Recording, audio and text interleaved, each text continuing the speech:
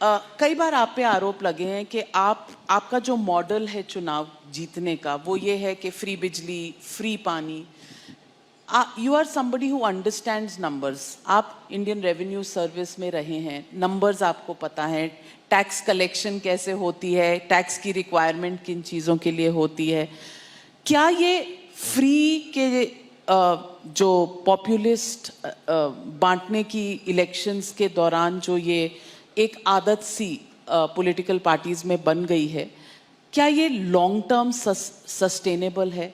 क्या ये good politics है? बहुत अच्छी पॉलिटिक्स है, सबको करनी चाहिए। मैं आपको बताता हूँ क्यों। इसकी इकोनॉमिक्स भी समझाता हूँ आपको और इसकी पॉलिटिक्स भी समझाता हूँ आपको। सबसे पहली बेसिक बात, इन सारे मंत्रियों को और इन सारे एमएलएज को बिजली फ्री मिलती है। इनको जब बिजली फ्री मिलती है तो उसको फ्री भी नहीं बोलते, और जब जनता को, इनको 4-4 हज़ार यूनिट बिजली फ्री मिलती है महीने की, और मैं जनता को 200 यूनिट फ्री बिजली देता हूं तो इनको सबको तकलीफ होती है। क्यों? अगर इन मंत्रियों को जो फैसिलिटी मिलती है मैं अपनी जनता को देना चाहता हूं तो इनको क्यों तकलीफ होती है? इन सारे मंत्रियों को और एमएलएज और एमपीज का सारा इलाज का खर्चा फ्री है। कोई बीमार हो जाए इनके घर का सारा फ्री है। तो अगर मैंने अपने दिल्ली के लोगों का इलाज फ्री कर दिया तो इनको क्यों तकलीफ होती है? जो जो चीज़ें इन मंत्रियों को और इन संतरियों को मिलती है मैं अपने लोगों को देना चाहता हूँ। नंबर 1, फ्री पेट्रोल भी दिलवा दीजिए। हाँ, फ्री पेट्रोल भी दिलवा दीजिए।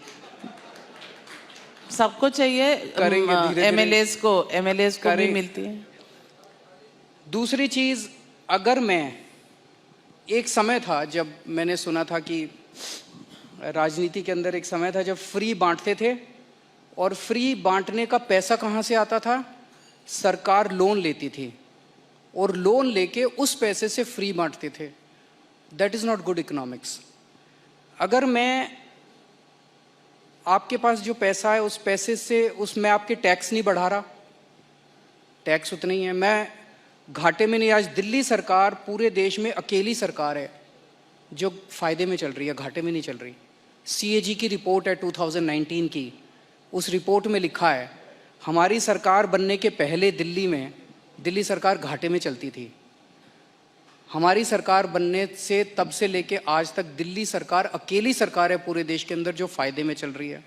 मैं सरकार फ़ायदे में चला रहा हूँ, मैं कोई नया टैक्स नहीं लगा रहा, मैं कोई लोन नहीं ले रहा। अगर मैंने करप्शन ख़त्म करके पैसा बचा के लोगों को अगर सुविधाएं दे दी तो क्या बुरी बात की? तो दिस इज गुड इकोनॉमिक्स। और तीसरी चीज, पर ये मिरेकल होता कैसे? मैं एक छोटा सा एग्जांपल देता हूं। जैसे ये फ्री दवाइयों वाला कैसे सिलसिला चालू हुआ, ये बड़ा इंटरेस्टिंग है। हमने एक फ्लाईओवर बनवाया, उस फ्लाईओवर की 325 करोड़ रुपए की एस्टिमेटेड कॉस्ट थी, वो शायद 200-250 करोड़ रुपए में बन गया, तो 125 करोड़ रुपए उसमें बच गए। कैबिनेट मीटिंग चल रही थी, हम लोग डिस्कस कर रहे थे, तो पता चला कि ये 125 करोड़ रुपए बच गए। सो मैंने उनसे पूछा, हेल्थ मिनिस्टर से, मैंने कहा मान लो हम दिल्ली के लोगों की सारी दवाइयाँ फ्री करना चाहें, हम ये डिस्कस कर रहे थे इस पैसे को कहाँ इस्तेमाल करें। तो मैंने कहा अगर हम सबका इलाज फ्री करना चाहें तो कितना खर्चा आएगा? So after 2-3 days they got back to me, they said 300-350 crore. So मैंने कहा ठीक है, इतना तो हम फ्लाईओवर बनाने में ही बचा लेंगे, इतना का पैसा। तो अगर मैंने फ्लाईओवर बचा के लोगों का इलाज फ्री कर दिया तो क्या बुराई है? मैंने सुना था कि एक मुख्यमंत्री हैं शायद गुजरात के, उन्होंने अपने लिए एक जहाज खरीदा 190 करोड़ रुपए का। मैंने लिए अपने जहाज नहीं खरीदा, मैंने दिल्ली की सारी अपनी माँ बहनों का डीटीसी बसों में किराया मुफ्त कर दिया, 150 करोड़ का खर्चा आया। बताओ क्या बुराई है?